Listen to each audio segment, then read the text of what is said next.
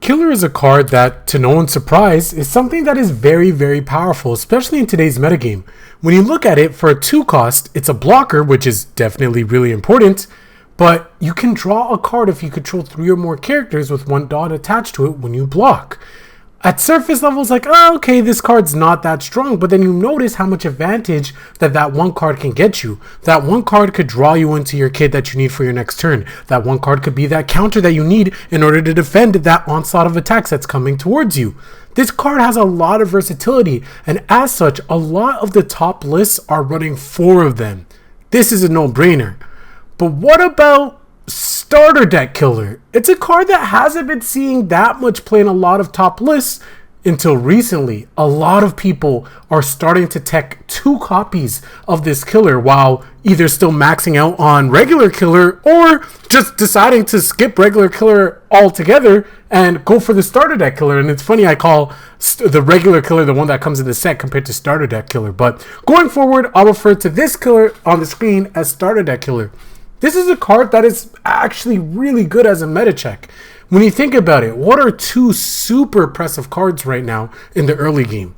Obviously, it's Nico Robin and Okiku. And what does this killer do against Nico Robin and Okiku? Well, let's read Nico Robin. Obviously, Nico Robin can blow up one of the cards on your opponent's side of the field after it swings, which means, obviously, it goes into the rested position.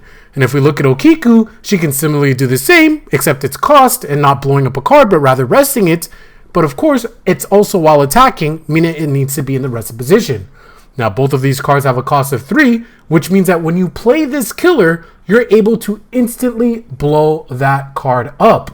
It's something that I'm starting to find a lot more value in, and it's reasons why I'm starting to value Vista as well, that recently got teased in set 2 for Whitebeard. Sorry, I was going to call him Blackbeard, for Whitebeard. And when I thought about it, I was like, yeah, Vista definitely has use cases, and it's really powerful because it's not interactable. You literally play it and you just blow up a card. Whereas in other senses, if you're going to swing into the Nico Robin, if you're going to swing into the Okiku, it gives your opponent a chance to interact, right? Maybe they have their own blocker. Maybe they have counters in their hand to pump it up. Maybe they have event cards and they really want to save that Okiku or really want to save that Nico Robin because it's key to their game plan. This is where this killer comes in. Whether it's a trigger and you get it from your life upon taking damage, you can blow up a card, or playing it yourself if you're playing something like Trafalgar Law and you're able to just room shambles it and just pop a card very quickly and then start your offense that way. I feel like this card, I don't want to say it's overlooked. I definitely want to say it's underrated though, because people are playing it. And if you look at a lot of the top decks now, as I mentioned earlier on in the video, they are running even just 2 copies of it. Just being able to see it is something that you're going to have value in because there's so many good early game cards. There's so many good cards that are 3 cost or less. And at some point in the game, it's going to be rested and Killer is going to be able to pop them.